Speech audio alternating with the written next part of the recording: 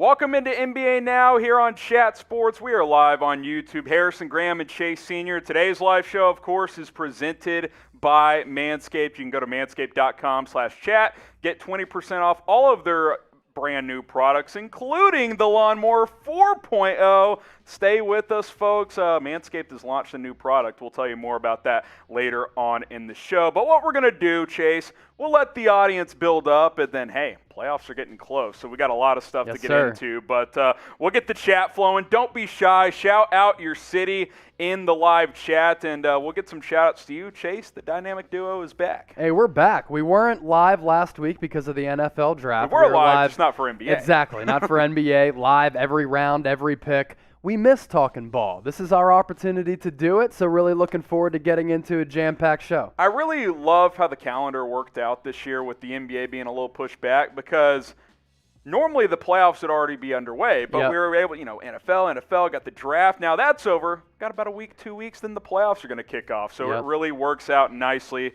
We'll update the playoff picture later on in the show, but we'll get some shout-outs about where you guys are watching from. Big Play Slay, one of our loyal followers here at Chat Sports. He's watching from Syracuse. Nola, Pelicans fan in New Orleans. Phoenix from Jay Fish, North Myrtle Beach from James. Isaiah says, hey, what's going on, Isaiah? Let us know where you guys are watching from. Everyday Jam says, hey, what's up? Philadelphia from Isaiah. Chase is from the Philadelphia area, so there you go. St. Louis from Everyday Jam. Shout out your city. We want to know where you guys are watching from as we get more people in the live chat. And the more you guys comment, the more you guys like the video, the more people are going to find this video and can join in on the fun. Philadelphia from Desmond as well. Tinks from Philadelphia. Got a few Philadelphia's representing. Philly representing, baby. Shout out your city. By the way, I've mentioned it a couple of times. The playoffs, they're almost here. If you're hyped, scale it for us from 1 to 10, 10 being you're fired up, 1 being, I don't really care about the playoffs, which if you don't care, you're probably watching the wrong video. Yeah, no doubt. I mean, you, myself, our guy Perry, who just hopped on board here at Chat Sports, we love the NBA. So we're going to watch the regular season, but the ratings reflect that the masses haven't necessarily been as invested in the regular season.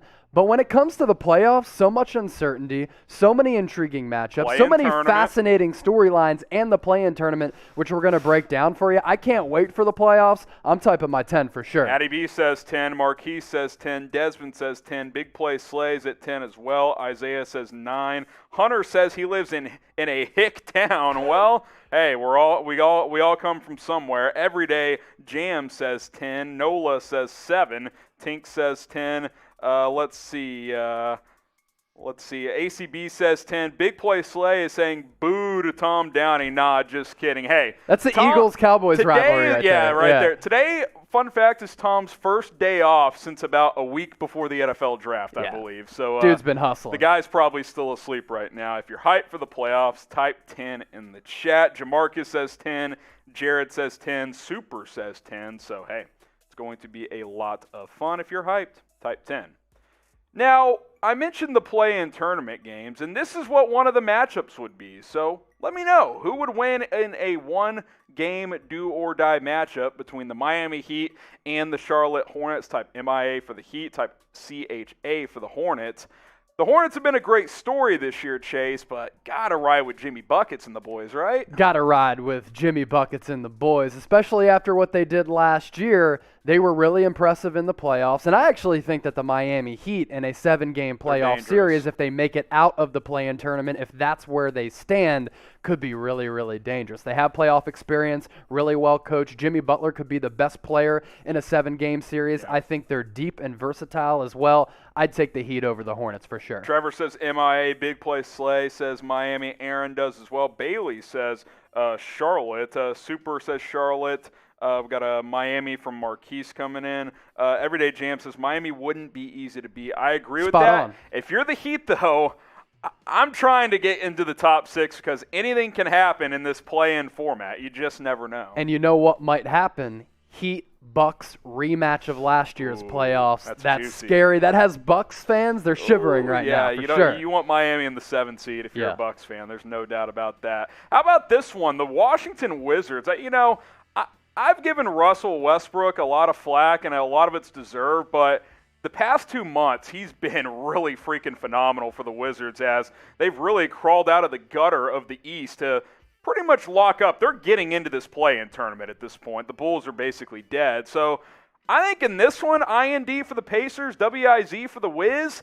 I'm going with the Wiz. I think they could sneak into that top 8, Chase. I'm putting a bunch of money on the Wizards. And over the last few weeks, as the Wizards have gotten hot with Bradley Beal and Russell Westbrook going off, some of the stupidest box scores that you'll ever see in the history of the NBA, all because of the Washington Wizards. Because Beal and Westbrook, they've been going in. Hey, they don't play defense, but it's fun. That's all. And that's what the play-in tournament is all about. Aaron says the Wizards. Trevor says the Wizards. So does Tink. So does Isaiah. Utah says Indiana. Trevor says Indiana is a regular season team. That's kind of what they've been in recent years. Desmond says the Wizards as well. I don't think the Nets are going to get up to the 1 seed at this point. Philadelphia's hot. Yeah. I wanted to see Westbrook Durant in the first round, though. I wanted to see 1 versus 8. That would have been awesome. Don't think it's going to happen. But IND for the Pacers, WIZ for the Washington Wizards. Let's go to the Western Conference as you guys continue to light up the comment section. We appreciate it. How about this matchup? Portland, Golden State. Who would have thought Portland would be in the play-in tournament? Yet here we are as we sit right now. POR for the Blazers, GS for the Golden State Warriors. This is interesting. Don't count out Steph Curry in a 1-game situation. This would be really exciting as a 7-game series. It would be even more exciting as a 1-game play-in because you got Dame Lillard on Dame time. You never know what he's going to do. He could drop a 40 or 50 burger, side piece of biscuits, as Kendra Perkins would say. And then Steph Curry, on the other hand, could drop a 50-piece McNugget. Style. So, hey, I'm going with the Warriors in this matchup because I'd rather ride with Steph than Damian Lillard. But I think it'd come down to the wire. Who's going to get the last shot? Is it going to be Damian Lillard or Steph Curry? You can put your money on both guys and you'd be happy with that. Here's what I know. Bet the over if these two teams play in this one. Shay says Golden State. Trevor says Portland. Aaron says Golden State. Marquise does as well. Jasmine says Golden State. Someone says Golden State. That Kid Gaming says Golden State. If we don't get this, I hope the Lakers fall to 7. Then we can get Lakers-Warriors. But that'd be nice Dame versus Steph would be a whole lot of fun. How about this matchup? Memphis has been playing pretty well. Them and Golden State have kind of been fluctuating, Chase, between 8 and 9 over the past several weeks. You got San Antonio who, got to give Pop credit for keeping this team somewhat competitive as the roster is severely diminished in recent years. MEM for the Memphis Grizzlies, SAS for the Spurs. I think out of the 4 play-in matchups on paper right now, this one's the least intriguing to me. I would love the Pelicans to overtake San Antonio. I think Ja versus Zion in a play-in situation would be way more exciting. You know who's rooting for that other than you? It's the NBA. Yes. Because that's going to get high ratings and it's going to make a lot of money and a lot of people are going to be invested in that Imagine game. a doubleheader on the first night of Ja, Zion, Steph, Dame. Come on. Or Steph LeBron. It could go either way. Yeah. That's a win-win scenario for the NBA. I'm riding with the Grizzlies in this matchup, if it does happen.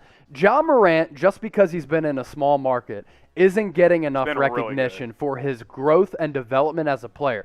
Of course, he was excellent as a rookie. Been even better, though. And he's been one of the best point guards in the league. I think it's safe to say that. Yeah, and he started slow shooting the 3-ball this year, but, he's raised his level out there as of late. So I like what he's doing. I like the depth. Jaren Jackson is back. They're bringing him off the bench. I think he could be an X factor. Let's see. Chase says San Antonio. Jared says San Antonio. That kid says Memphis. Let's see.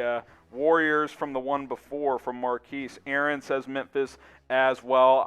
I wouldn't count out the Spurs because you never know, but I would lean Memphis in a 1-game matchup. Later on in the show, we got a couple of mailbags, so use hashtag NBA or Super Chat to get your questions on the show. If you guys Super Chat, you can jump the line. It's like the Fast Pass at Disney World, and we'll answer your questions first. So hashtag NBA, Super Chat, ask whatever questions you want. You can ask about the playoffs. You can ask about injuries. You can ask about the offseason, draft, free agency, whatever. Hashtag NBA, or you can Super Chat. And if you're ready for the show, well, hey, type me in the comments. Let's get this thing flowing here. Spam me right now. You can type it more than once, and then Chase and I, we're ready to rock, so we'll get into it. I'll get some shout-outs here for those of you guys typing me in the comments. Go ahead and spam it down below while Chase gets some stuff done behind the scenes over there. You good over there, buddy? Oh, I'm great. Just making sure? Okay. I'm great. Good yes, to sir. go. Nola says me. Marquise says me. Jamarcus says me. Aaron says me. Isaiah,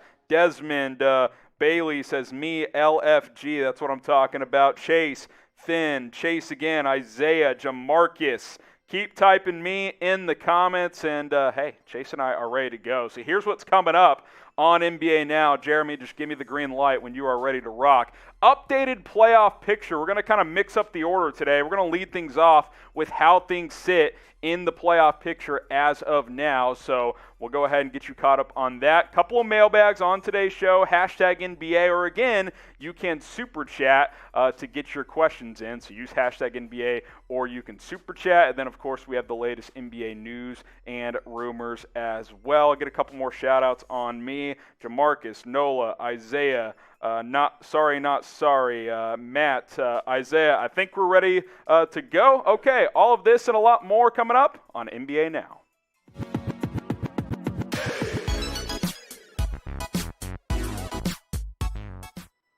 NBA Now is presented by Manscaped. Go to manscaped.com/chat. Get 20% off plus free shipping at checkout, including the brand new Lawnmower 4.0. You don't want to miss it. Manscaped.com/chat. Go ahead and check out all of their men's grooming products. Harrison Graham and Chase Sr. with you. A lot of injury updates and things to get into, Chase, but I want to start with the juicy playoff.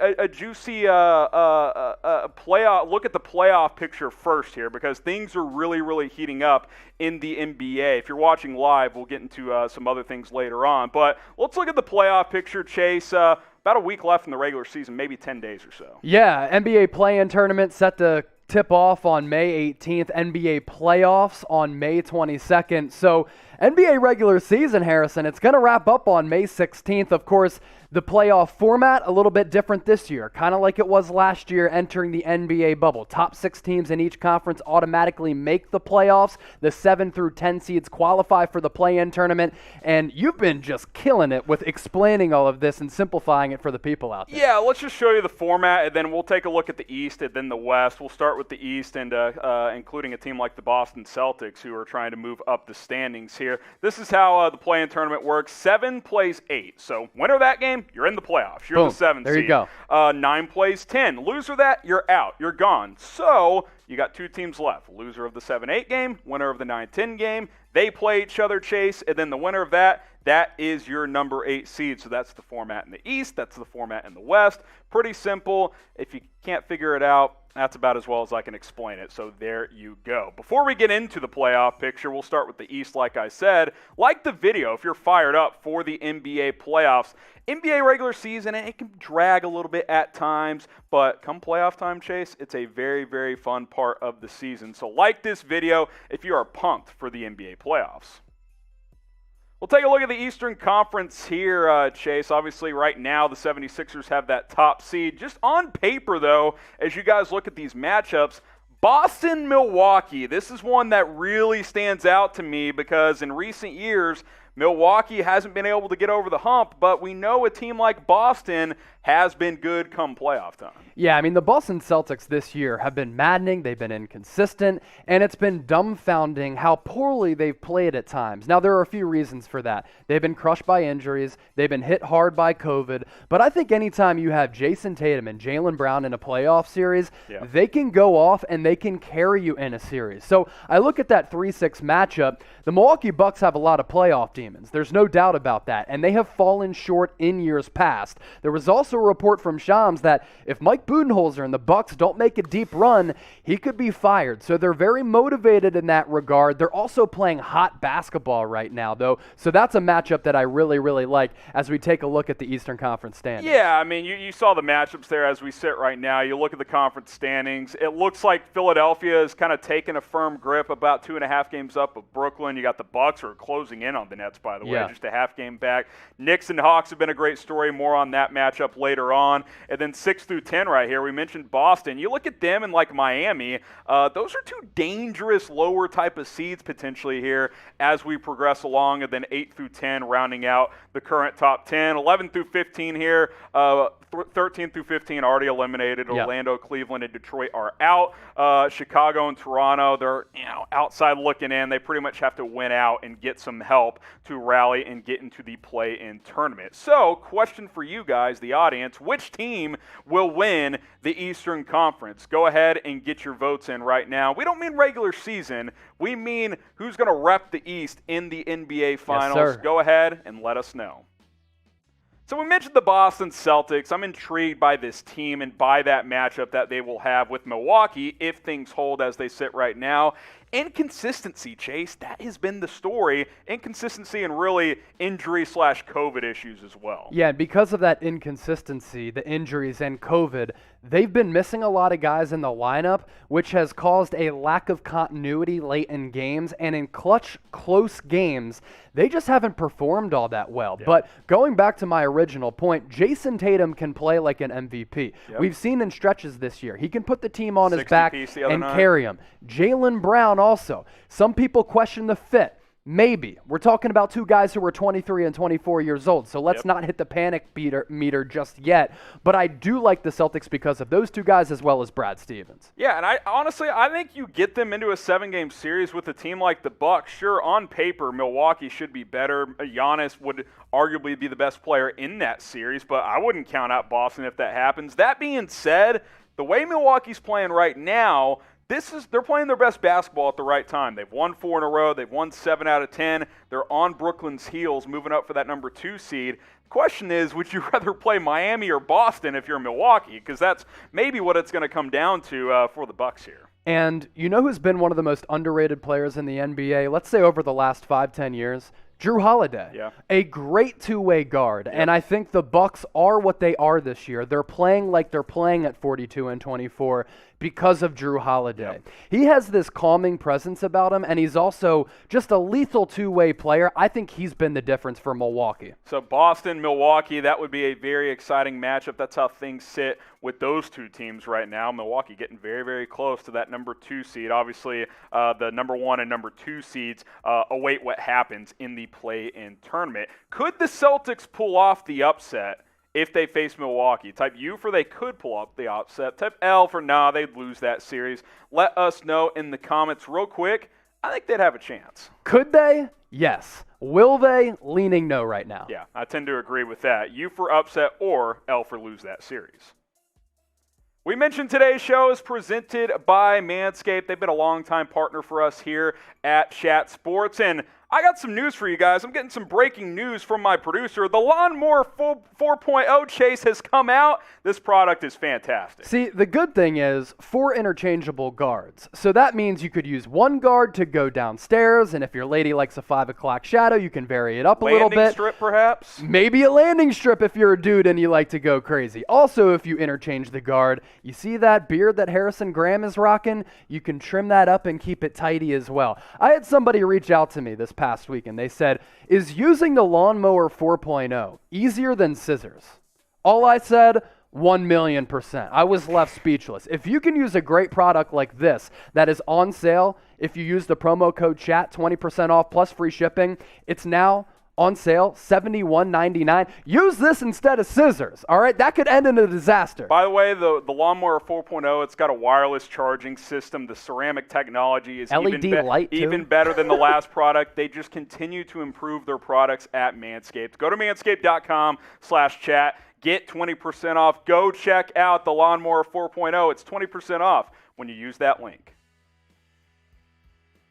Let's take a look further at the Eastern Conference playoff picture. We'll shift to the West in a minute here. We'll go a little faster here, Chase. This is the play-in bracket right now, 7 and 8. We did the explainer earlier. Heat, Hornets, that could be a little bit exciting. And then the Wizards, I think they're dangerous. If they emerge from the play-in, who knows what could happen with the way Westbrook and Beal can fill it up. They got off to a disastrous start, but really over the last month or two, they've been on a tear, and they've had to play elite basketball because they got off to such a slow start. The margin of error was so small. The margin of error was so small. They had so much room to make up. Wizards are really dangerous, not just in the play-in, but when you have Bradley Beal and Westbrook, you can be dangerous in the first round as well. And if the Wizards make it to the first round, they'll be the 8th seed, and they could be going up against the Philadelphia 76ers, who... Embiid, Westbrook, they got beef. And hey, the Sixers are red hot. They've won 6 in a row. Yeah, Sixers are playing really well right now. Since Embiid has come back, they've been virtually unstoppable.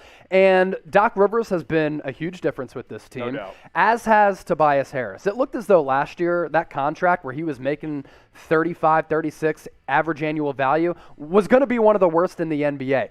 He's redeemed himself this year, and he's been one of the go-to late scoring options for the Sixers. Here's my concern with Philly, though.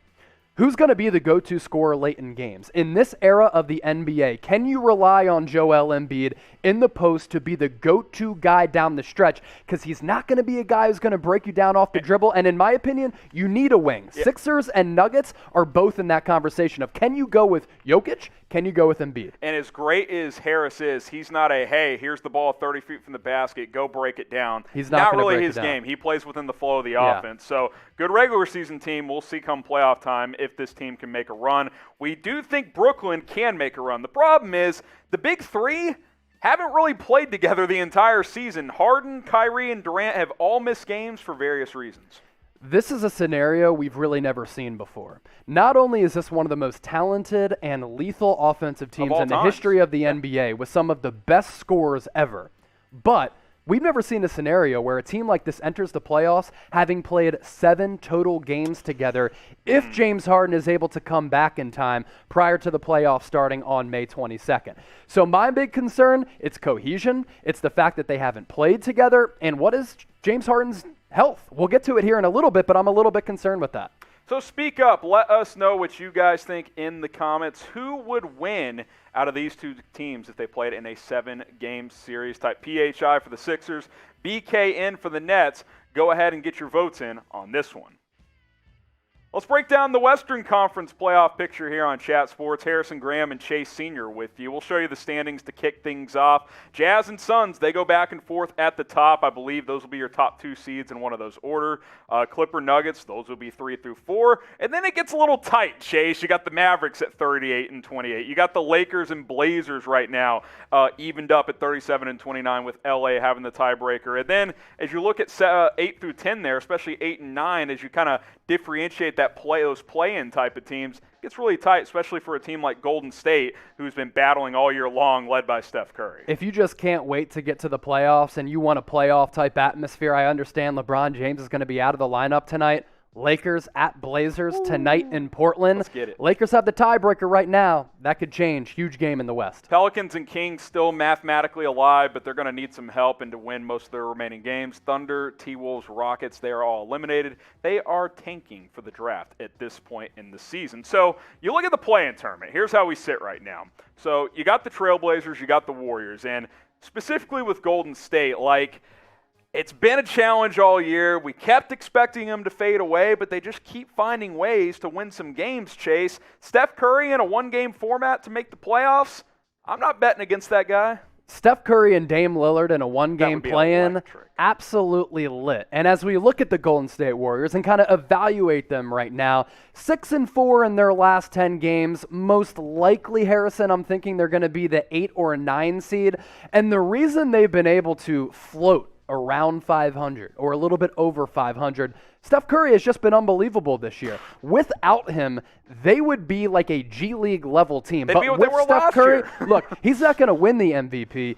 He might, in addition to Chris Paul, might be most deserving of MVP because of the elite level that he has played at this year. And the way I kind of look at it, and by the way, I totally agree, Warriors-Lakers, which is not out of the question for the play-in, would be unbelievable. But more on Curry as well is, I look at MVP. How many games would your team win without this guy? Yeah, I'm with you.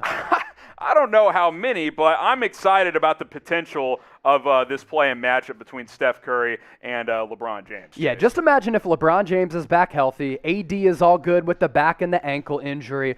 A play-in game between the Warriors and the Lakers would be electric. Oh, no It'd be great for the NBA. It'd be great for fans. It'd be great for people like you and I to be able to do a watch party on our Chat Sports channel, but also to watch it because LeBron, Steph going back and forth, not only in that play-in game, but you think about the history between these two teams with those Cavs and Warriors finals matchups. No doubt. I'm all for a matchup like that. I think it'd be epic. So answer this question for us. Will the Warriors get one of the final 2 playoff spots? Type Y for yes, type N for no. Get your votes in on this one. Will Golden State be one of the top 8 seeds after the play-in tournament? Subscribe to us here at Chat Sports. It's youtube.com/ChatSportsTV. Our NBA coverage is starting to ramp back up now that the NFL draft is back in the books. Live shows every Friday. You'll see Chase, myself, sometimes both of us like you have today. And plus, with the playoffs almost here, some watch parties on deck, so stay tuned for those. If you want the latest NBA news, rumors, trades, free agency, offseason, playoffs, this is your place, youtube.com/ChatSportsTV.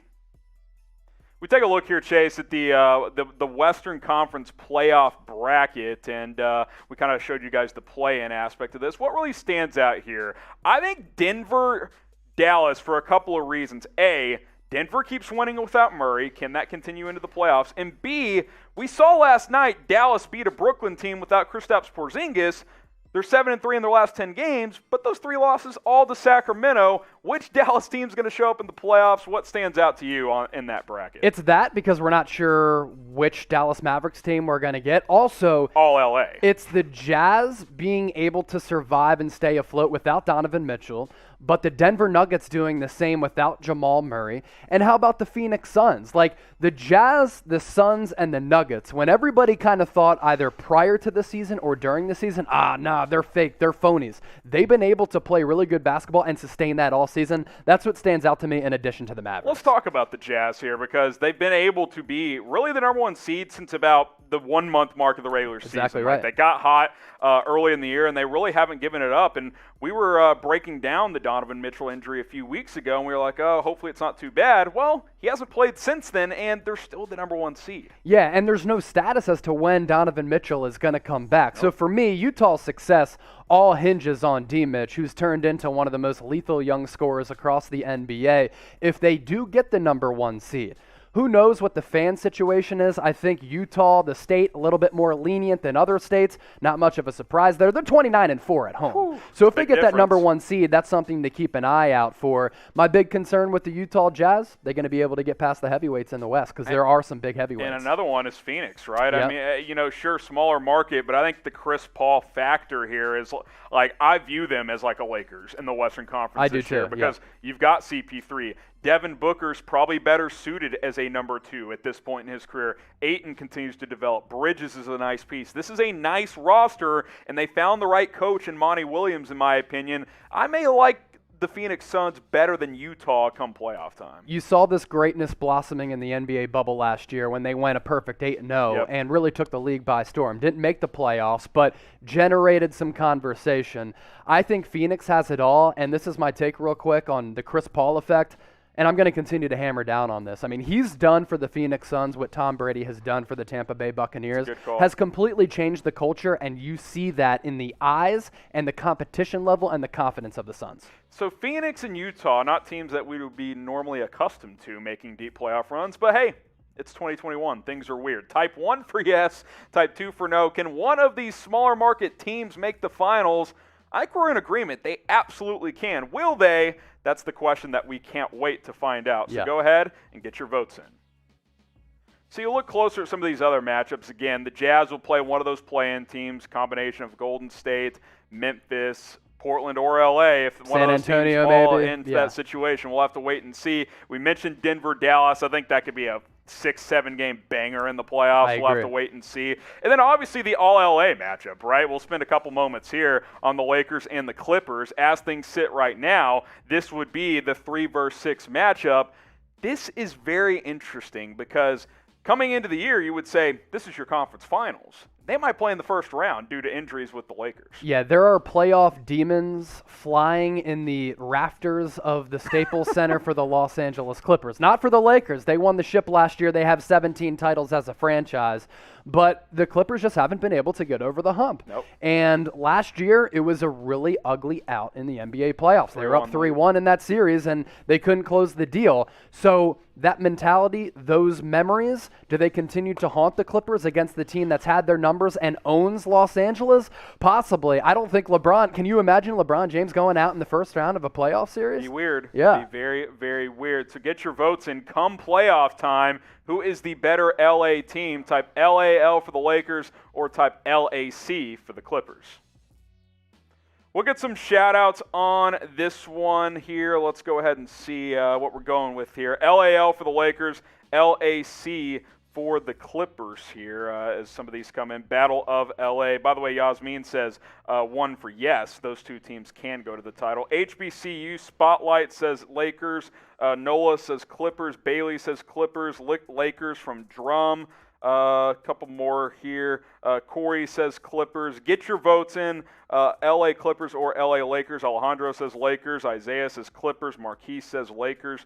Trox says Clippers. Continue to get your votes in on this one. And Chase, I'm being told that it's mailbag time here on NBA Now. Let's go. So this is your time to get really involved in the show. We give you guys shout outs throughout, but if you want your questions answered, this is the time for you. Hashtag NBA, or you can super chat to get your questions on the show. So go ahead and load your questions in right now. Hashtag NBA, or you can super chat.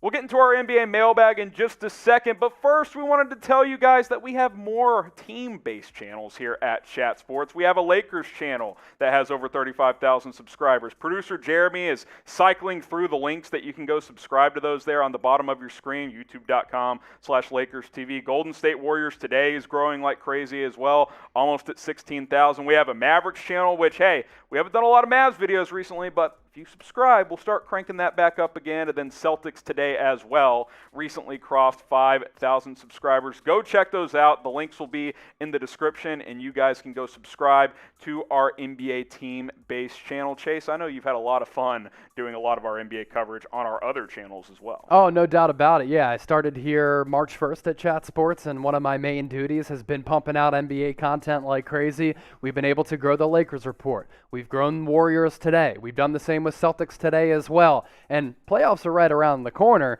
You know we're going to be covering the Dallas Mavericks as well. So subscribe to those channels because it's the best team-specific coverage on YouTube. Let's start with Ray Long as we get into our mailbag. Talk about the disrespect the national media is showing Jokic. He's been the MVP for months, and they still can't admit it. I will say this. I saw Nick Wright of First Things First the other day, who at times has some good takes.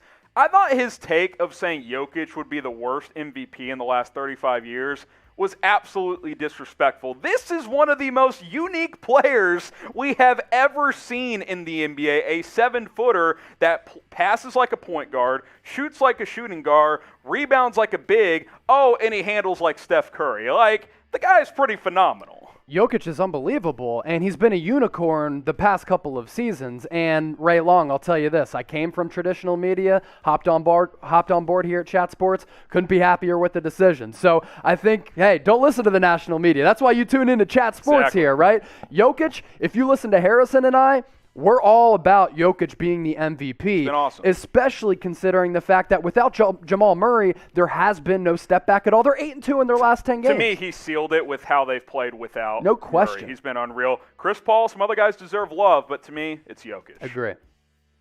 Addy B, next up, how far do you see the Sixers going in the NBA playoffs? Well, you've spent a lot of years in the Philadelphia area, Chase, and you've watched this team for years.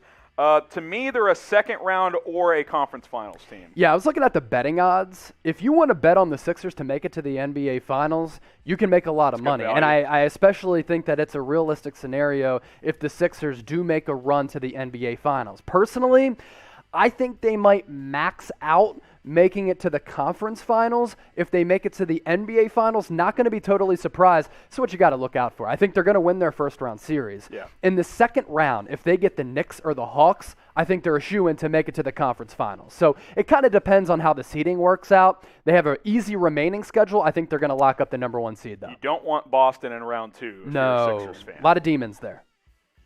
Kenneth Smith has a question. This doesn't feel like the Lakers' year with all of the injuries. Can LA still win a title this season? Obviously, Chase, there's been a lot of injuries, especially to their main 2 stars, and even to some other guys like Dennis Schroeder. Yeah, I'm still going to say that anytime you have LeBron James and Anthony Davis, you have an opportunity to win an NBA championship. Now, LeBron has to get reacclimated, and he has to get healthy because he left Sunday's game with an ankle injury. Yep. That is definitely a concern for me, especially considering he's 36 years old. Anthony Davis, on the other hand, he's been able to ramp up a little bit. I know he got injured last night against the Clippers, expects to play on Friday night. What I see is that he is playing well, is looking healthier, and his game is starting to improve a little bit more every single day. So I think the Lakers are going to be fine. So who will win the NBA title this year? Go ahead and get your votes in on this one. I think it's as open as it's been in quite a while. Let us know what you guys think. Who will win the NBA title in 2021? Trox is next up here. What do you think about the Warriors signing Jordan Bell and promoting JTA on a multi-year contract? Well, if you're watching live, stay tuned. We're going to break that down in more detail. But quick thoughts. I'll be honest, Jordan Bell doesn't do anything for me at this point in his career. That's just me speaking the truth from my opinion there. JTA, though, he deserves it. He deserves to be elevated off that 2-way contract, Chase. He's had some really solid games this year.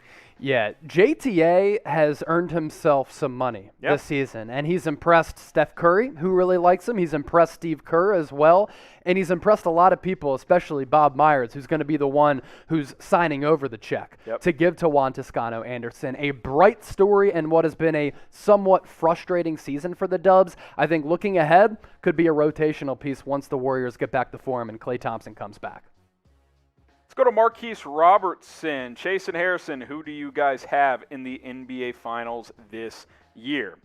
This is such a good question. I mean, years past, it's been like, like before LeBron left Cleveland, it was like, okay, Warriors, Cavs. But now, I'm just going to, how about, you ready for this? Yes, let's go. I'm just going to throw a dart here.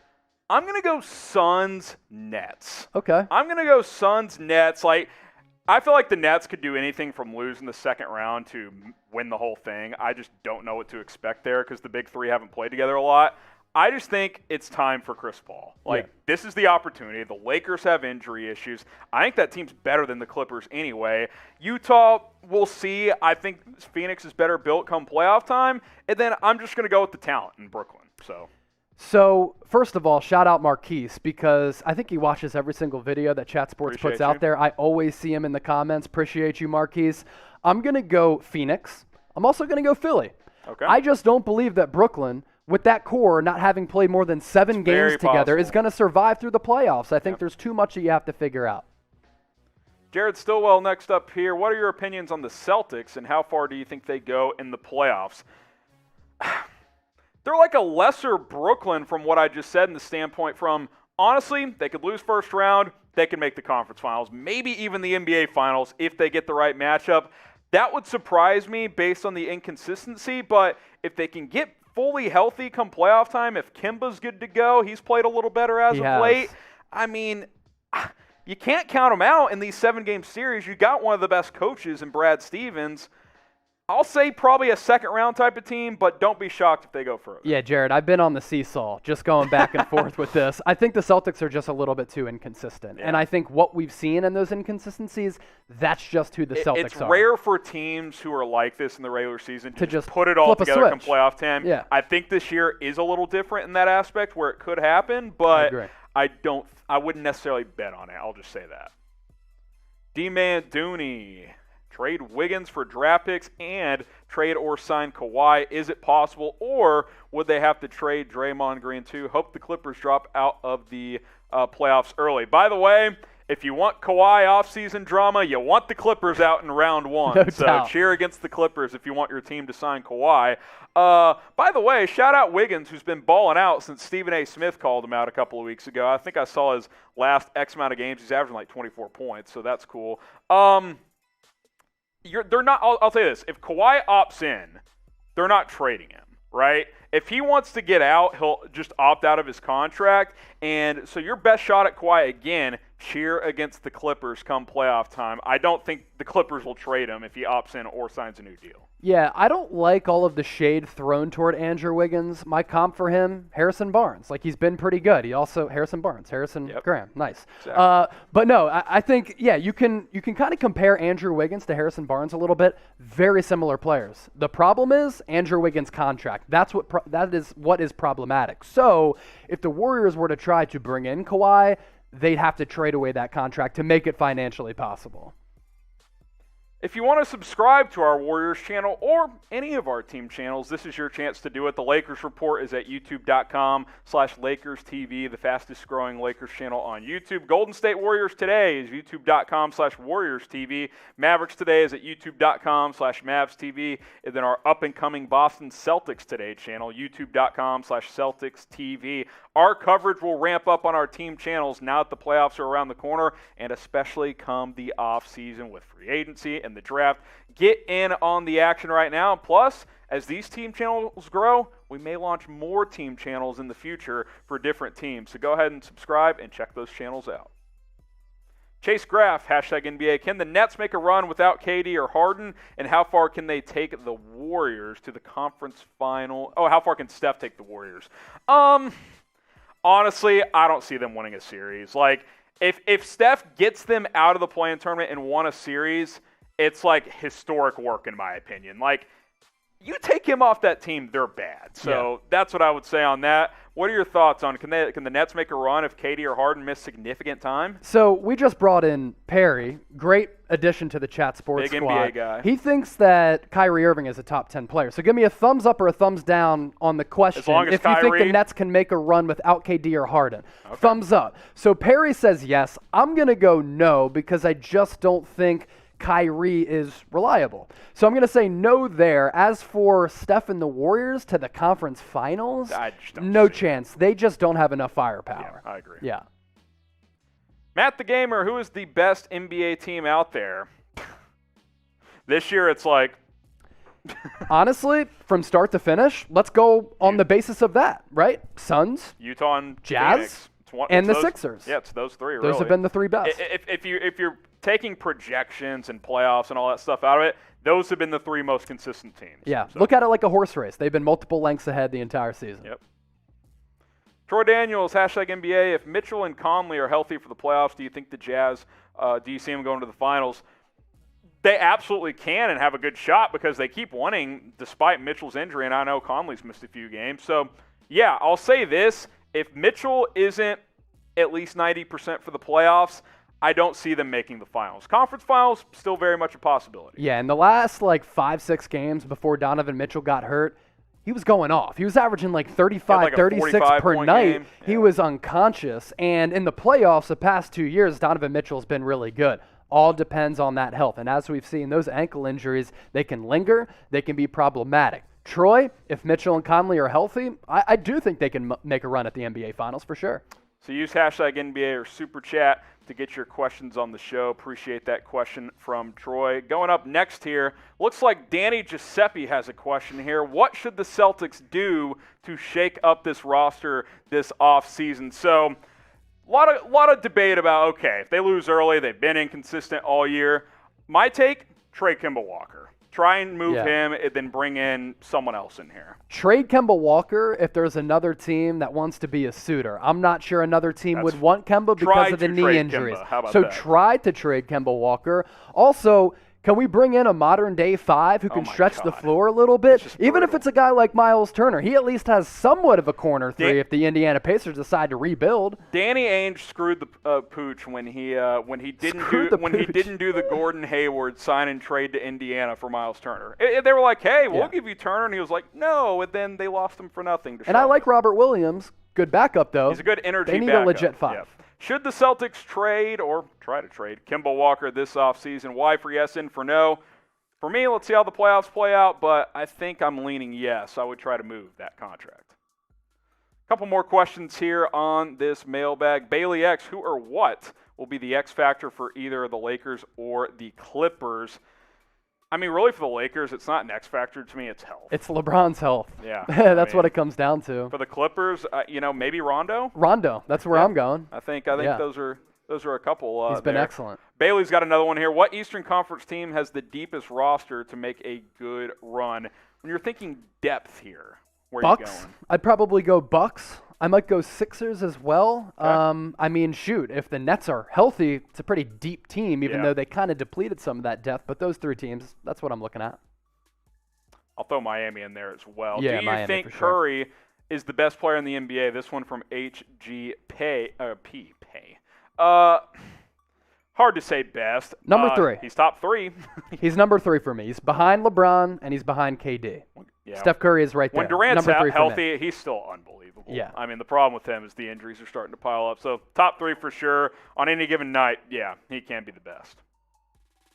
Who is the best passer in the NBA? We're going to get into some NBA news and rumors coming up shortly, but we'll get some shout-outs on this one here, Chase. We've been debating this one the last few days in the office, and I think we've come to somewhat of a consensus that these are the 4 best passers in the league. You got LeBron, type 1 if you think it's him. You got Luka, type 2 if you think it's him.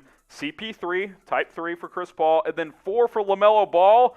I don't think it's premature to put LaMelo in this conversation. All different passers, too. Chris Paul, traditional point. LeBron James is just an alien. Luka Doncic, I mean, eyes in the back of his head. It's just crazy. Eyes in the back of his head. LaMelo Ball does things on the NBA court you wish you could do playing pickup. He's got the best, I think, full court pass game I've ever seen. The bowling ball pass the other night, ridiculous. That was just crazy. Perry said it best, our NBA fanatic here at Chat Sports, that's just different, pass. That was just different. I've never seen. Who even tries that? It's not like he was wide open. NBA pickup. I mean, that was like throwing a fade ball, and it just drops in the breadbasket. Yes. Unbelievable. I get a couple shout-outs here. Mahomes. Then we'll get into some NBA news and rumors. Bailey says 3 for Chris Paul. Blinky says 4 for LaMelo, 1 from LeBron.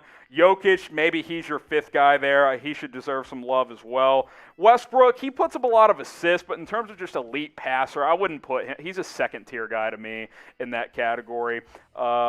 Nick says 3 for Chris Paul, so pretty split. I think these are the top 4 guys. Continue to get your votes in, and we're going to break down some NBA news and rumors. NBA News and Rumors is presented by Manscaped. Harrison Graham and Chase Sr. with you. Head over to manscaped.com/chat. You can get 20% off, plus free shipping of all of their men's grooming products. Let's start with Damian Lillard trade rumors, Chase. There's a lot of smoke around Portland right now. Are they going to fire Terry Stotts? Are they going to split up CJ and Dame? How about a rumor to the Knicks? Mark Berman of the New York Post says, if he's available, expect the Knicks to pounce. This is one of the juiciest rumors that you could cook up right now for a few reasons. 1, it's Damian Lillard, who's one of the most lethal scorers we've ever seen. 2, the New York Knicks, shout out to Marshall Green. They are soaring right now, red hot. And what do they need? They need a point guard. And according to Mark Berman, the Knicks will be ready to pounce if the Blazers do shop Lillard. Now, a few things at stake here, because Damian Lillard has said, I don't like super teams. I love staying in Portland. I want to stay here for the rest of my career. He's not a guy that would request a trade. I don't believe in teaming up with other forces, but they haven't really had a lot of playoff success. They made it to the Western Conference Finals once, so if they go out early this year, does he get tired of the situation out there and the lack of winning? Maybe. Let me add this, too. If I don't even think him getting traded to the Knicks would be a super team. Like, sure, they have Julius Randle, but it's not like he's calling up LeBron like, dude, let's go join forces in Miami. Like, no, totally different situation. If this ends up happening. You're all in on this idea if it plays out. I'm all in because I love what the Knicks are doing right now from a culture standpoint, from a coaching standpoint, as well as how they've constructed that roster. Player development. I also think they develop players too, RJ Barrett, Emmanuel Quickly, but the roster really fits the identity of New York. So does Damian Lillard. Yeah. And I think he would be the final piece for that team. Now, I don't think he'd be able to take as many shot attempts as he has with the Portland Trail Blazers because you got to dish it out a little bit. There's got to be a little evenness in terms of letting Julius Randle cook a little bit. Game. But let's say his numbers go down from 28 to 25 and he takes 5 less shots a game. I think that lends itself to the Knicks with Damian Lillard being one of the most scary teams in the Eastern Conference. And I also think Dame could be a guy that gives you 24 and 10. We've never seen him be a double-digit assist guy, but I think with the proper teammates around him, he could be that guy because his primary sidekick throughout his career in Portland has been C.J. McCollum, who's also an isolation guard. So it's not like you're getting a lot of assist opportunities there with McCollum next to Dame. Dame time in the Garden, Chase, that would be electric. Especially when the Mecca, that is Madison Square Garden, is allowed to have full capacity fans back. That place has already been rocking over the last couple of weeks with the red-hot Knicks balling like they've been balling. Imagine Damian Lillard in that building with a full house. My goodness, fireworks, baby. Absolutely love the prospects of that. And if I'm Damian Lillard, hey, NBA players, they have a bunch of power right now. It's a player empowerment in era, right? So, hey, why not? Hey, it'd be very, very fascinating. I love his old school loyalty mentality, but they blow things up. They fire Terry Stotts. Don't be shocked if they make some roster changes. Will the Blazers trade Damian Lillard, type T for trade, type K for keep? I would never trade this guy if I was Portland because he's awesome. He wants to be there. He wants to win there. But if you blow things up, things can change. Get your votes in, T for trade or K for keep. Let's talk injury updates now. James Harden, could he be returning soon, Chase? He's missed the past 15 games, but he thinks he could be back very soon. What's crazy, too, is when he first suffered this injury, they didn't think he was going to be out of the lineup long. 1 or 2 games. The problem is it was more serious than they thought. Then he tried to ramp up his basketball activities, and he re-aggravated the injury. So I'm really concerned about the Nets as we approach the playoffs because KD, Kyrie, Durant have only played 7 games together, haven't had a lot of time to get acclimated with one another, and they're going to have an opportunity without James Harden over the next 5 games with KD in the lineup to form a little bit of consistency, but I don't know what to make of the Nets and if they can make a run to the finals when you consider the fact, 1, they're terrible defensively, 2, haven't played much together. Yeah, and you look at these upcoming games, you got a tough game against Denver, the Bulls are coming up, but James Harden, I mean, he kind of played his way into the MVP talk. He was right there before he missed out. I wouldn't say he was the favorite, but you would like to get this guy back for a couple of games down the stretch here before come playoff time. And I view this schedule as opportunistic because you got the Bulls twice. They've been struggling. You end with the Cavs. That could be a nice little tune-up game for the playoffs. None of those games after Denver are vaunting. Get him in there if you can, 15, 20 minutes. Just a little bit of run to get him, KD, and Kyrie reacclimated together because we've seen all these guys play like MVPs this year. They just haven't played together at all. Do you think he was wearing a bodysuit to start the season with the Rockets? That photo with the day before he got traded to the Nets, he looked 250 pounds, and then the photo of him warming up in his first game with Brooklyn like 6 days later, it looked like he shedded 30 pounds. 100% bodysuit. Kudos to James Harden for forcing his way out of Houston because that was a dumpster fire. Who is the Nets' best player? I think it's a good question, Chase. Type 1 for Harden, type 2 for Durant, type 3 for Kyrie Irving. We can debate this one for just a second. I'm going KD. It's KD for sure. I think he's the most efficient scorer that the NBA has ever seen. Yeah. Also, his game, it's unstoppable at his size. I'm going KD all the way. And we've seen this guy win a couple of NBA Finals MVPs. So get your votes in, 1 for Harden, 2 for Durant, or 3 for Irving. Today's show is sponsored by our good friends over at Manscaped. Go to manscaped.com/chat. Use promo code chat, but if you use /chat, it's already in there. 20% off and free shipping at checkout. And Chase, the Lawnmower 4.0 has come out. They have upgraded the best men's grooming product out there. You know what's great? When you buy a brand new basketball, you can't wait to play with it, and it's so smooth. Well, if you want smooth balls, Lawnmower 4.0 will help you solve that issue, right? So, hey, this is a no-brainer, and it's also on sale. Originally $89.99, now on sale for $71.99. The battery, it lasts like forever. And if you're crouching over the toilet and you drop it in the toilet, it's waterproof as well. Here's what's cool about the Lawnmower 4.0 compared to the 3.0 that some of you guys might be familiar with. Also a great product, but this one has notably improved, is 4 adjustable guards. Some ladies out there, they like a little stubble down below. They don't like it completely clean Not as hairy as your beard. Yeah, hey, you don't want it bushy. If you want to get rid of the bush, go to manscaped.com/chat, 20% off. But want to leave a little stub, a 5 o'clock shadow, the landing strip, more variants with the Lawnmower 4.0. This link's in the comments. It's in the description. Manscaped.com/chat. Go get it at 20% off.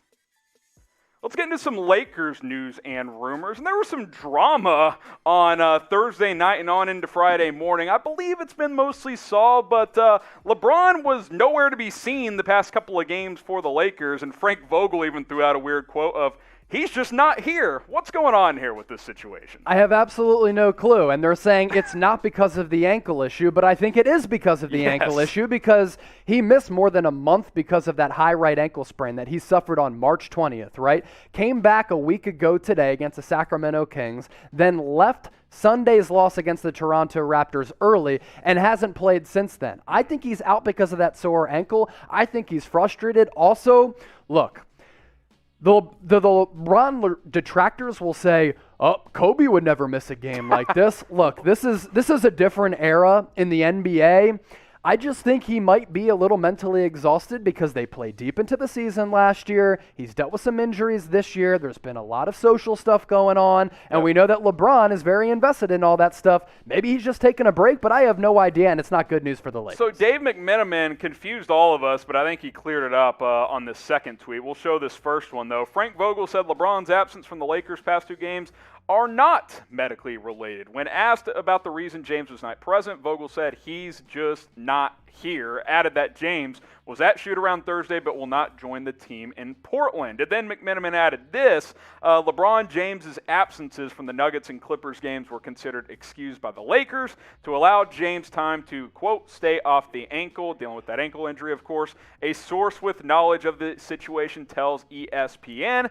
I think it's weird that Vogel and whoever leaked that to McMenamin are not on the same page. Like, why not just say, hey, we didn't want him walking around the arena when he's dealing with an ankle injury? Seems a little weird. Could be that, or could be, Dave McMenamin's like, I'm looking at my Twitter feed. I haven't gotten a lot of retweets lately and some interaction on the Twitter sphere. Let me throw this out. Let's see what happens a little bit. But anyway, hey, tough times for the Lakers regardless, right? They have suffered so many injuries. They've had a lot of bad luck. AD, calf, Achilles strain, LeBron ankle. They sign Andre Drummond. A lot of people were excited about that. He misses time because in his first game with the Lakers, he loses his big right toe. Dennis Schroeder out because of COVID protocols. Not literally loses it, but loses his toenail. He lost his toenail, not his toe. Sorry, clarification. His toe's gone. He's not Stubbs from Happy Gilmore. I apologize. But anyway, tough times for the Lakers. Hey, as long as they're somewhat healthy for the playoffs, I think they're going to be okay. Shams threw this out here earlier today as we get back on track. Andre Drummond's toe has been located, folks. Sources tell me LeBron James is aiming to return to the Lakers lineup next week. I'm told the likely return scenario is Tuesday or Wednesday when the Lakers play the Knicks and Rockets at home. The Lakers and James won't rush his return from this sore right ankle. They'll make sure when he does return, he'll be as close to 100% as possible. So you kind of look forward here at the Lakers' upcoming stretch. You got Phoenix, you got the Knicks, you got the Rockets. That's the stretch where Sham says maybe you could expect to see LeBron there. And then the Pacers and Pelicans as we wind down the season. If it's me, I'm probably just bringing him back against the lowly Houston Rockets, get him some minutes against a team that has no motivation to win anyway, and then hopefully he can play those last 2 games as well. Yeah, he needs to come back at some point to get acclimated and to get in shape in those next 5 games, in addition to tonight, Friday night's game against the Portland Trailblazers, which is crucial in the NBA play-in, NBA playoff race. I'm thinking he comes back against the Rockets, drops an easy 25, plays 30 minutes. That's what I'm thinking. When will LeBron return to the court? Let us know what you guys think down in the comments. When will King James return? I'm going to say that Rockets game, but if you disagree, pick one of those other matchups and let us know right now.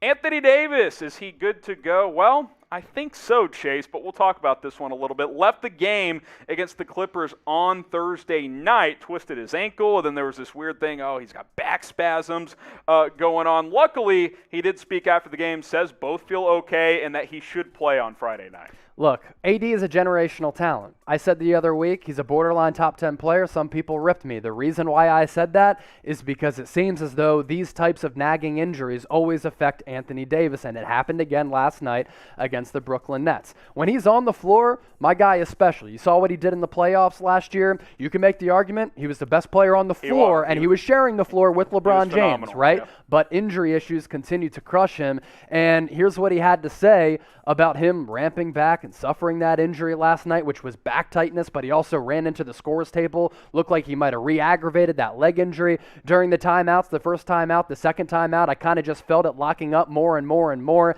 It feels better now that I got some work done. I should be good to go tomorrow. That's tonight against the Trailblazers. I'm still going to wake it up and test it out, but my plan is to go tomorrow. And as we film this, I just checked online to see if there's any new updates. No new updates as of now. So I would assume that AD gives it a go tonight. If that changes, we'll try to update you on that. But either way, he ain't 100%. LeBron's not 100%. They're probably not going to be 100%.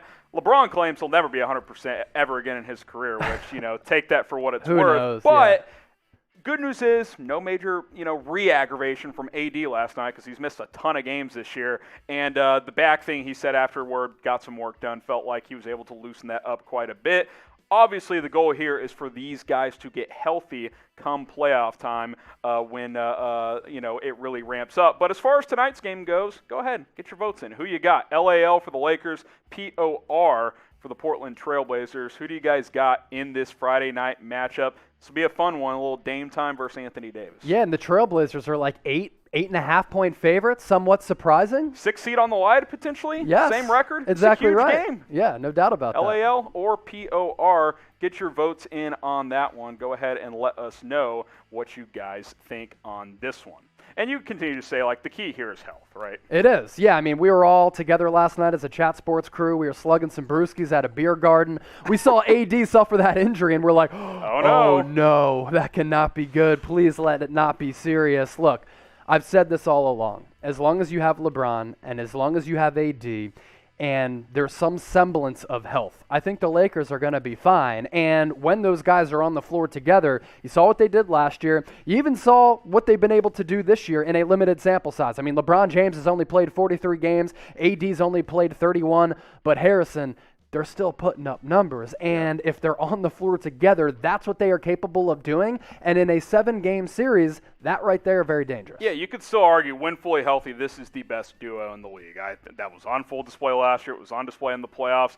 AD hasn't been quite as good this year when he has played. The numbers are a little deflated. Now, part of that is he's left early in several games, so that's just going to deflate your average there. But if these two guys can get healthy come playoff time, I think that would be a huge boost for this team. There's no reason why they can't make a run at another NBA final. So good news is Anthony Davis seems to be ready to go on Friday night. Let us know, predict, go into your crystal ball here. Will LA be healthy for the playoffs? Y for yes, in for no. Go ahead and get your votes in. Yeah, looking at what people are saying here, it's a mixture of everything. Why? No. Yes. No. Nah. I think at this point in the season, all of these teams are a little bit banged up. Yeah. Lakers, different proportions, though, because these injuries a little bit more serious than some of the other teams. Get subscribed to Chat Sports because, hey, I love the NBA. Chase loves the NBA. Perry, our newest member here at Chat Sports, he loves the NBA. It's his favorite sport by far. And, hey, we're going to cover more of it for you guys down the stretch leading up into the playoffs. YouTube.com/ChatSportsTV will keep you guys up to date on everything surrounding the National Basketball Association. Let's jump into some Warriors news and rumors, and potentially a positive spin here for Kelly Oubre Jr. here, Harrison Graham and Chase Sr. No surgery for Oubre. That wrist, they're going to be able to go without surgery. Just got to rest it up. It looks like there's some ligament damage, and I had to look this up. A small avulsion fracture, Chase. Basically, that's when a bone slightly chips and gets a little separated from the ligament. So that is what has happened there in Kelly Oubre's left wrist, which, of course, is his shooting hand. But he might be back for the playoffs. So Harrison's on Twitter at HGramNFL. He has a burner account at HGramWebMD. He's very good when it comes to medicals, breaking that down perfectly. I thought Oubre was going to be out for the season. I mean, he's got a messed up wrist. There's a small fracture in his hand. Looks as though he's going to be okay, and the Warriors released a statement, Harrison, and it looks as though he's going to try to come back and play through this to try to get the Warriors into the playoffs. Yeah, it sounds like might miss a week, maybe two, but, you know, they might ramp him up for the playoffs here. Underwent an MRI yesterday, meaning Thursday, I believe. Now, the MRI reconfirmed previous imaging result of a small avulsion fracture and ligament damage in the wrist with no new injury observed. The injury will not require surgery. That's the key there. Kelly will be reevaluated again late next week. So mid-late next week, we could figure out something. We'll see if he plays in any of the final couple of regular season games for Golden State. But look, as special as Steph is, getting a guy like Oubre back would be a big boost for that play-in tournament and into a 7-game series if they advance. Yeah, let's not get it twisted. Kelly Oubre Jr. isn't a superstar player. He is a really solid player, though. And he was starting a lot of games prior to him getting hurt. Steve Kerr, once he came back, experimented with bringing Kelly Oubre off the bench. Really liked how he kind of improved that depth unit. They need depth. And that second unit was playing a lot better. Now, the raw numbers, they're pretty solid. I mean, around 31 minutes per night, averaging a little more than 15 points per. Rebounds the basketball as well. He's never going to be a guy who creates at an elite clip. But off the bench, I think that really suits him well. And I think the Warriors are experimenting with that because they're like, okay, Klay Thompson's going to come back next year. And let's hope he does, because he's a generational talent, right? Yep. One of the best players in the history of the NBA, especially two-way. Maybe Kelly Oubre, if we want to re-sign him because we traded for him, maybe he could be a bench option for us. Makes that team pretty scary. Flamethrower off the bench, there's no doubt about it. So hopefully Kelly Oubre is able to return come playoff time, because after a brutal start about the first month of the year, been pretty solid for Golden State overall. He's started some, he's come off the bench, and I think he would give this team a big lift if he can get back for the play-in tournament. Will Kelly Oubre return this season? Type Y for yes, type N for no. I think he's going to give it a try. Get your votes in on this one and be honest in your assessment. I think it's still like 50-50, 60-40, but I'm going to lean my Y for yes. Go ahead and let us know what you guys think. Some Golden State Warriors news here on Chat Sports. Jordan Bell set to return to the Bay. This coming through the pipeline earlier on Friday. And for those of you who don't remember, Jordan Bell spent some time with Golden State, first 2 years of his career. I mean, he was on those championship teams, and I thought, okay, this is a little young gunner who can be a pretty solid player for the Warriors. High-energy guy. Just didn't really develop like maybe we thought he was going to, and it's not like he was a high-round draft pick or anything, late-round guy coming out of Oregon. But I thought as an athletic flyer, as a rim-running type of player who gives you a little bit of a defensive presence as well as some pick and pops on some lobs as well, he's going to be able to give the Warriors a little bit something. I trust their player development, though. He just didn't develop like they thought he was going to be, and that's why they decided to cut bait. Now they bring him back. Maybe they're seeing something in him, because in 2019 he was at least okay in a small sample size, nothing special at all. This has been since 2019. So basically since he's left Golden State, where we saw him flash a little bit. I remember in his rookie season, Game 7 of the Western Conference Finals against the Thunder, I believe. I can't remember which series that was. He made a real difference in advancing to the finals. No doubt. Since then, basically hasn't done anything. He's had some injuries. He's been in and out of the league. He's played some of the G League, but Golden State knows him best, so they're willing to bring him back. That being said, personally, it doesn't do much for me. Like, maybe he flashes and you bring him into camp next year and he's a back into the roster type of piece. But if you think this is like, oh, Jordan Bell's the difference, like, I don't think we should get ahead of ourselves here. But certainly notable news that we wanted to relay to you guys. So go ahead and grade it for us. Grade the signing of Jordan Bell, A, B, C, D, or F. I'm at like a don't care. I hate to say it, but like... How about a C for don't care? Yes. I mean, that's solid. C for don't care. Hey, you got an extra body on the end of your bench. They had roster spots to fill. I will say, hey, if you get this Jordan Bell, the one we saw rookie year, 63% from the floor. He was kind of an above-the-rim type of guy. You see that alley he threw down in the picture there. Like, it'd be fun to kind of hit the restart button on his career because he was an exciting young piece early on, Chase, but we just haven't really seen that since then. Yeah, no, not at all. And look, I mean, in those Oregon unis, when he was throwing down yams like that, looking real fresh while doing so, looked like a really talented athletic big man, just hasn't translated. Honestly, I think the cooler part of this news is that Juan Toscano Anderson, a player that I know you've talked about some on Golden State Warriors today, he gets promoted from the two-way contract to the active 15-man roster, a full guaranteed contract now. Well-deserved for a great find by Golden State, by the way. This guy came out of nowhere. Yeah, came out of nowhere and went to Marquette, has been a slow-developing player. He's added a lot of culture to the Warriors. He's a great follow on Twitter, has an awesome sense of humor, but also his game has been taken to the next level as well. Steve Kerr has raved about him. I think he's earned himself a payday coming up. So he gets promoted and Jordan Bell back on a two-way contract. Boston Celtics news and rumors. Could Boston trade Marcus Smart this offseason? Let's explore into this one a little bit, Chase. Harrison Graham here as well.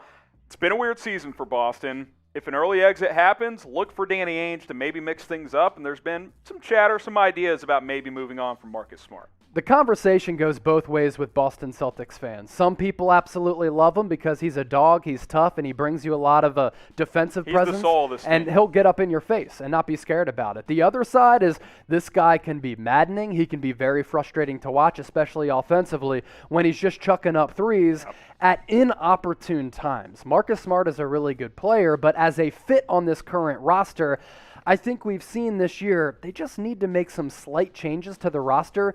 Maybe it's Marcus Smart. So Hardwood Houdini came up with 3 players who the Celtics could trade Marcus Smart for. We're going to run through that list because I do believe that some of the names are somewhat intriguing.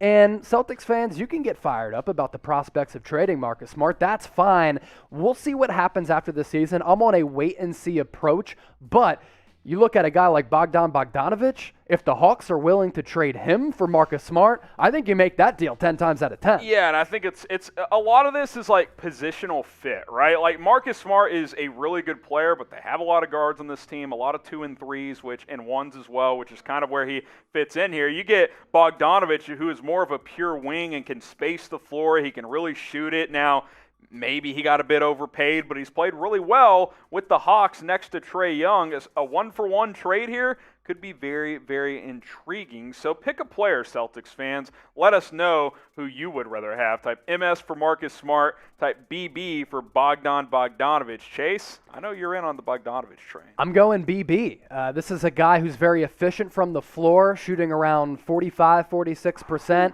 He's an 89% free throw shooter. When Trae Young was out, they were able to keep their heads above water because of Bogdan Bogdanović. I actually don't think the contract where he got mid-$70 million range was all that bad because I actually think this guy's a really good player. Also, he was hurt to start the season. Now he's rounded into form. Here's an interesting one. How about James Wiseman, who played 30, 40 games for the Warriors this year, had the injury and is out for the year, but a guy with the high ceiling and a guy that we saw really start to play well for Golden State. Well, the Celtics have long neaded a big man. Yes. I don't think that's any secret, and some people were getting on Harrison toward the NBA trade deadline saying, you're crazy, they don't need a center. Well, look what's happened to this team. Harrison was right, and he's right like 99% of the time. They were giving Wagner minutes for a couple of games there. Made no sense. So there's that in terms of the fit. Also, according to some reports out there, like the Warriors have long been interested in Marcus Smart. And in terms of positional fit, mentality, I think he'd be a pretty solid fit with the Golden State Warriors. I would not yet give up on James Wiseman.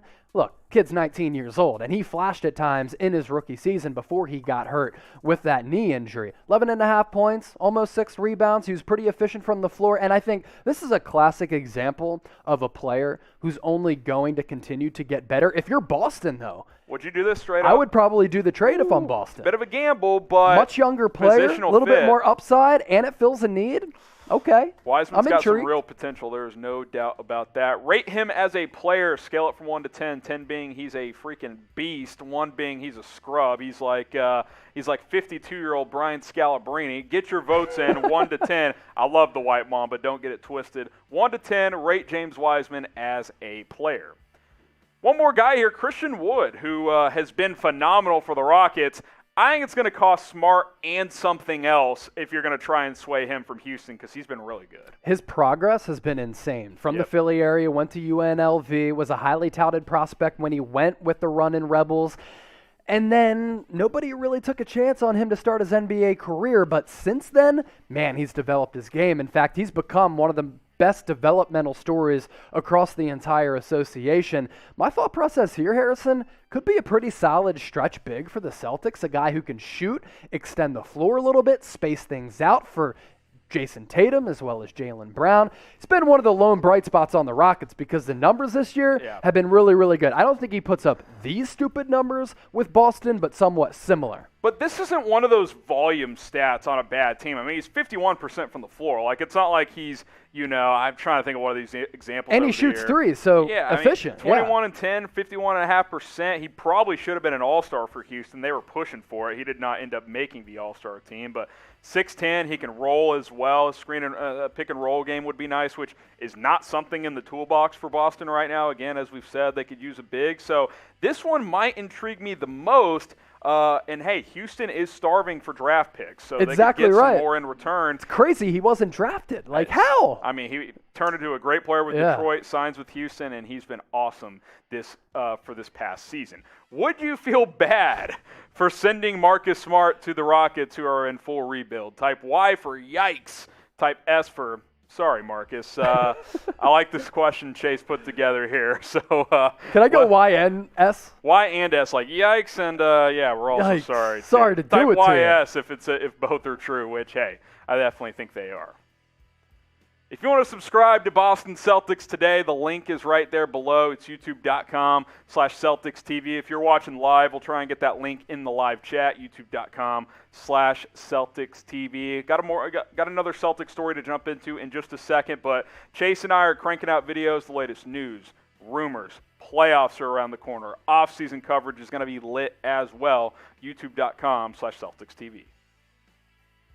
Let's talk about a rumor surrounding Lonzo Ball in the Boston Celtics. I almost said a trade rumor, Chase, but he's actually a restricted free agent. Could Boston make an offer to Lonzo Ball, and would it make sense? Well, not totally off on that because it could be a sign-and-trade because he is a restricted free agent. This really, really intrigues me because Lonzo Ball has made massive leaps this year. A lot of people ripped on him as a shooter to start his career because of the funky form. The percentage has skyrocketed.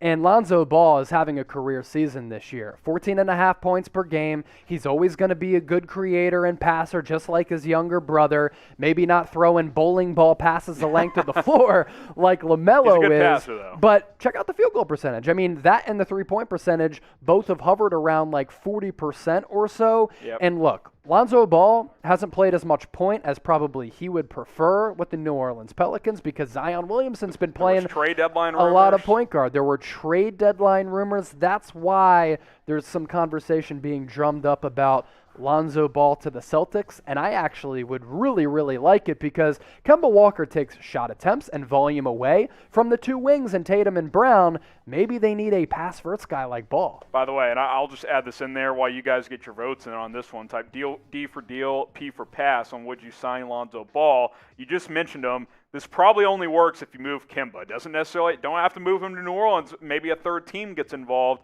or a separate trade, but Kemba's $30 million contract per year is problematic for Boston trying to make a big offer on Lonzo Ball because if he's restricted and they can't orchestrate a sign and trade with New Orleans, you're going to have to offer more than $20 million a year to probably get him. So yeah, that's why I'd hesitate. It's going to cost a lot. D for deal, P for pass. We'll have to wait and see on this one. And like you said, it's going to come down to the money. Yeah, it's going to come down to the money, and I think there's going to be a team out on the open market that's going to be willing to pay Lonzo Ball $25 million.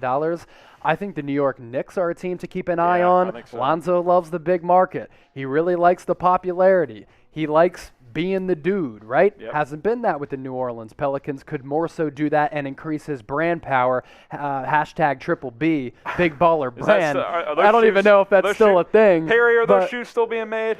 Big baller brand? Yeah. Who was copping those? Too expensive. But either way, Lonzo Ball does care about brand power, but it's going to come down to the money, no doubt. Yeah, we'll have to wait and see. Fascinating free agent list. He's definitely one of those guys to keep an eye on this offseason. And look for the Celtics to potentially shake things up if they have an early exit in the NBA playoffs. And I think Lonzo Ball could be an intriguing target.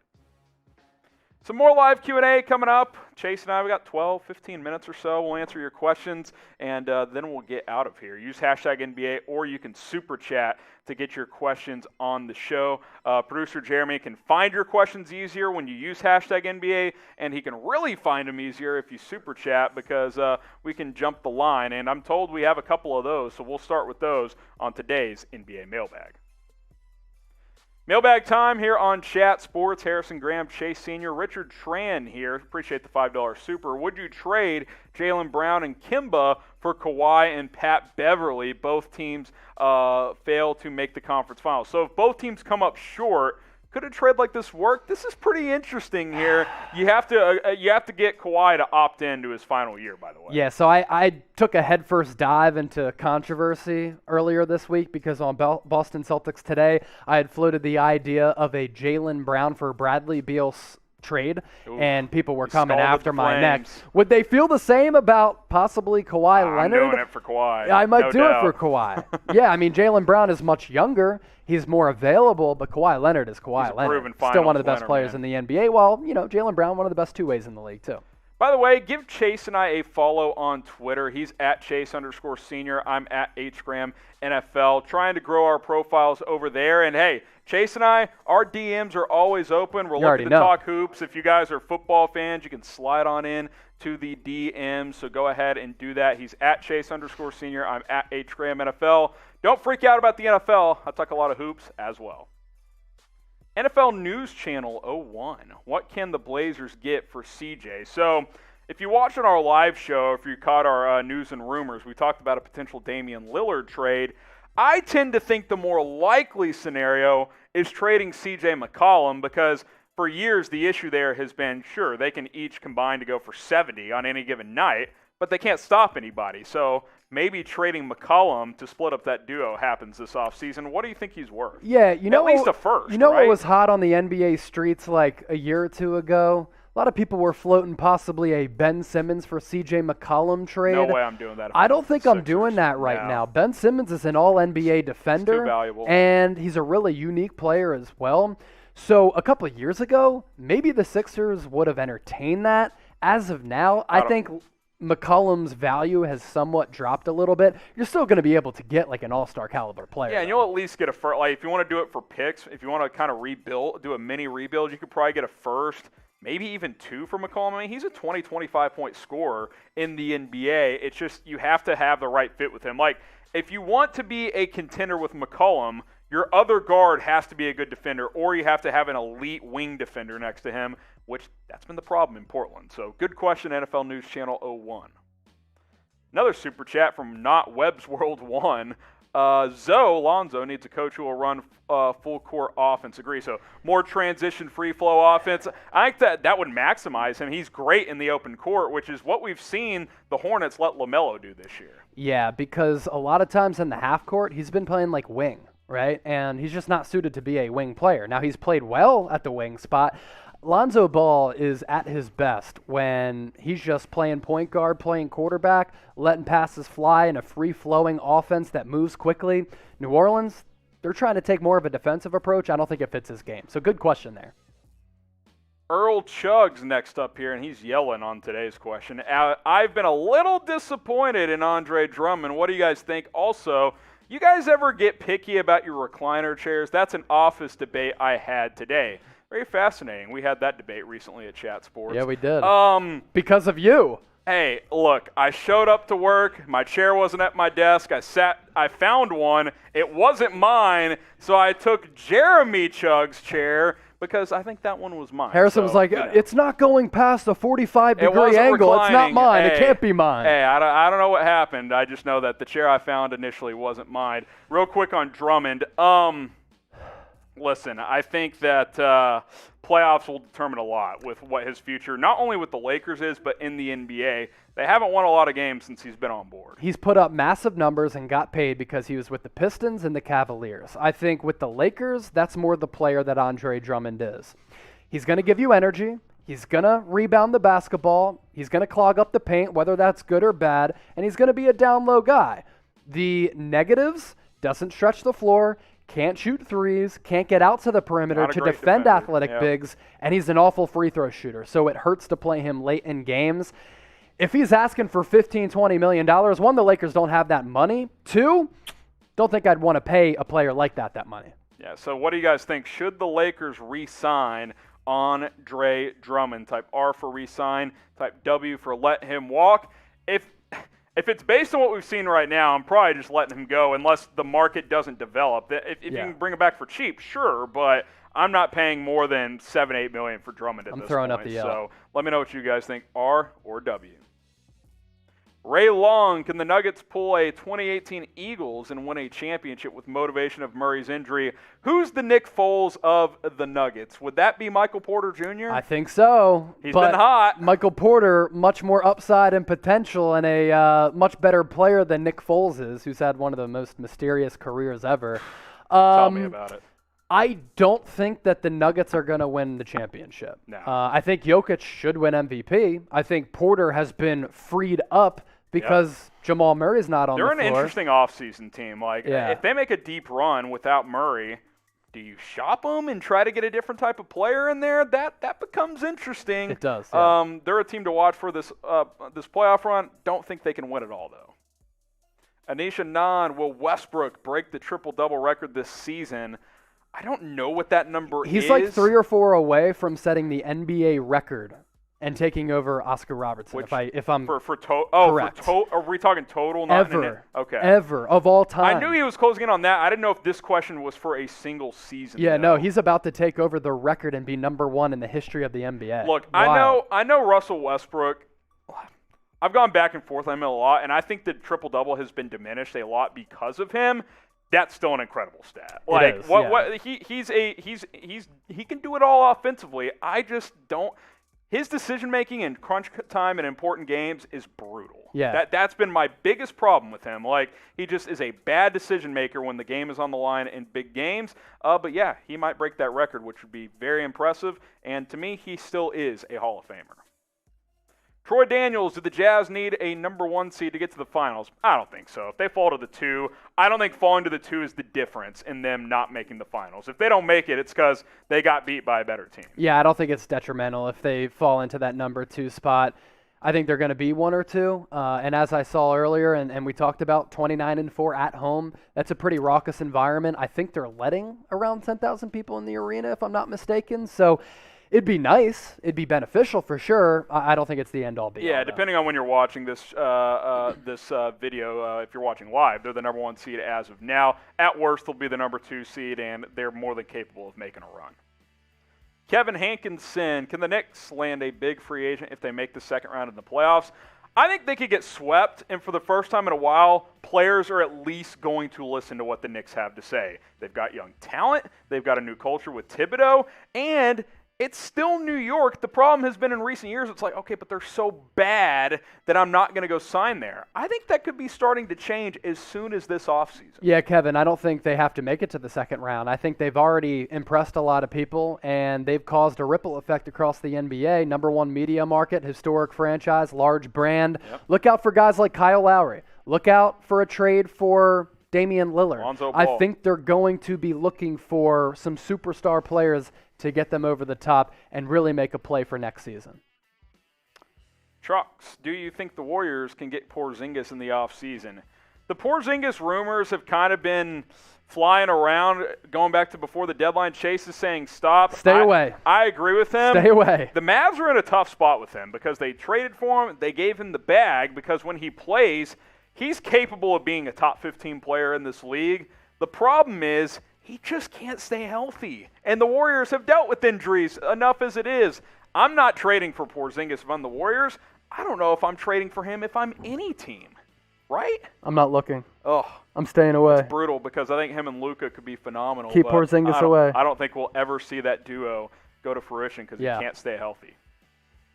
Speaking of the Mavs, Mikey Mickles, what type of player do the Mavs need to help Luka? Healthy Porzingis, but since that's probably not going to happen, I think like a legit 3-and-D guy that can also play ISO if needed or be the creator if needed, because we've seen Jalen Brunson step up this year and run the offense at times even with Luka on the court. Can you get like a 6'6" to 6'8" guy that can play on the wing? Like, honestly, I give him a lot of beef, but like a guy like Paul George would fit great with Dallas. Yeah, I was going to say, if you could like take Klay Thompson and just develop him in a lab overnight and duplicate him and repair the ACL and Achilles and put him on the Mavs, game over. Yeah, that's the ideal type of player that you want to look for.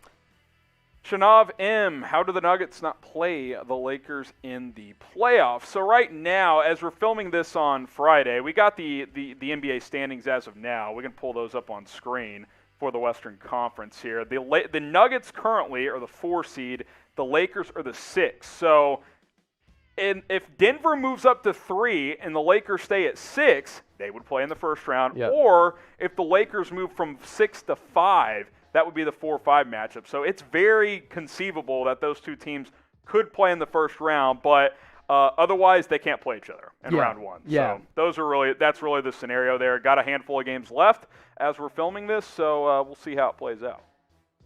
Robert Brooks, can the C's get a package for Smart to the Knicks for Rose and Mitchell Robinson?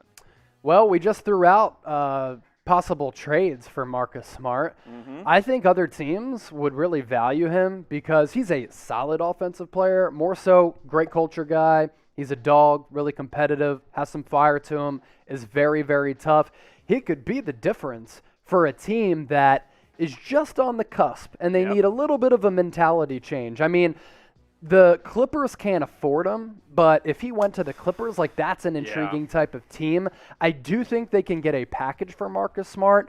I don't know if Derrick Rose and Mitchell Robinson are the two guys you want to bring in, especially at this point of Derrick Rose's career. Although I got to say, shout out to Derrick Rose. Great get for the Knicks. Because this year he's been tremendous. We hope we're tremendous here at Chat Sports, and if you think we are, subscribe at youtube.com/chatsportstv. NBA coverage, NFL coverage, NBA playoffs are just around the corner. Don't miss any of our action. And hey, we're going to fire up some watch parties for the playoffs, probably the play-in tournament. So stay tuned for that. Subscribe, turn on notifications. You see me, Chase, Mitch, Tom, lots of videos here on Chat Sports. Couple more questions here. Joshua Sivonen, I don't know. Let me know how to pronounce it if you see this video, Josh. Sivonen, maybe. Does Portland have a chance against the Lakers in a playoff series? Yes, but I don't really know the scenario of them playing each other because they're neck and neck at 6 and 7 right now. I think that could only really happen in the conference finals. There's not enough games left to shake it up unless... Or the play-in tournament. But I don't think the 7-8 seed. But Golden State would have to win out in that scenario and get huge help from those two teams. Yeah. So I don't even know if mathematically that's possible at this point. Hypothetically, if they played, sure, but the Lakers would be a heavy favorite in my opinion. Agreed. Screw Nut Bolt. Nice. Is that Jimmy Screws? Who should the Knicks target this free agency? A lot of Knicks questions today. Yeah, so let me say it again. Kyle Lowry is probably my number 1 target for the Knicks. 2-year deal. They're ready to win now. He's 35, still playing at an all-star level. I'd sign him to a 2-year deal and give him however much money he wants. 2 year, $50 million, something because a guy like that, I mean, he's the difference maker to really turn the Knicks Lakers should have traded into a serious contender. And the Lakers, yes, they made a mistake not trading for him. Yeah, no doubt about it. Trucks, what's up with the Zion injury? Fractured his left ring finger. Came out of the game on Friday, so depending on when you're watching this, we're doing this live, so information flowing into us. Looks like he fractured his ring finger, Truck. So Pelicans trying to make a late push for the 10 seed chase. Without Zion, that's going to be very difficult. If we get a final update before we sign off our live show, we'll let you guys know. Yeah. Ray Long, Pelicans must fire Stan Van Gundy. He is so bad, supposed to be a defensive guy, and the team is just as bad on defense as last year. I thought that was a weird hire. It was very weird. Happened. He's kind of bounced around. I would get a younger guy if I was New Orleans. You got a young roster. Like, Monty Williams to Phoenix, like, that has worked really well. They need something like that in New Orleans, just where, like, they need the right fit. I think Van Gundy could probably be effective with an established team. I don't really view him as someone who can, like, help groom a team. I just don't. I was watching the Pelicans the other night, and I said to myself, they're just not responding to Stan Van Gundy. Yeah. And I think they'd be better suited with a young coach who the young core can relate to. They ain't relating to Stan Van Gundy, that's for sure.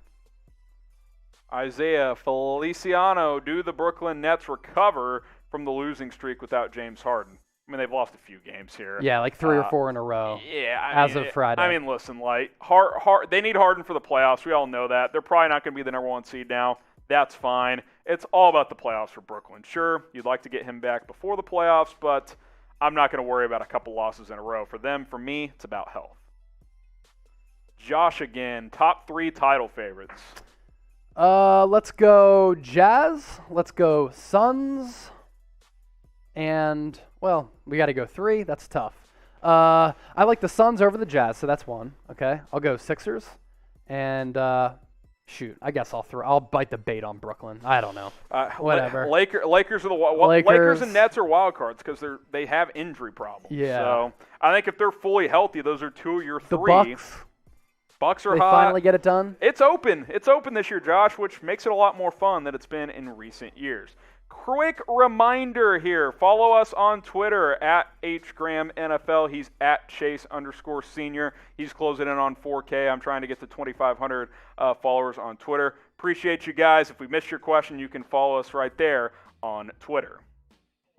If you're hyped for the NBA playoffs, scale it for us from 1 to 10. We're not going to loop today's show, so we'll get a couple of shout-outs here, and then we will sign off here on NBA Now. If you're hyped for the playoffs, scale it for us. Chase, we're like 2 weeks away, man. Playoffs 2 weeks are away. Almost here. We're going to continue to have Friday live shows. So. NBA playing May 18th. NBA playoffs starting May 22nd. It's going to be here before we know it. Be subscribed because if the Lakers and or Warriors, especially if they're both in the play-in, we'll probably be live for that here on Chat Sports. So go ahead and hit that sub button. Blinky says 7. Bailey's fired up as well. We appreciate you guys for tuning in to us here on Chat Sports. Hit that sub button. More NBA coverage coming your way on the channel. Chase and I will be back very, very soon, probably next Friday. So go ahead and subscribe, and we'll see you next time.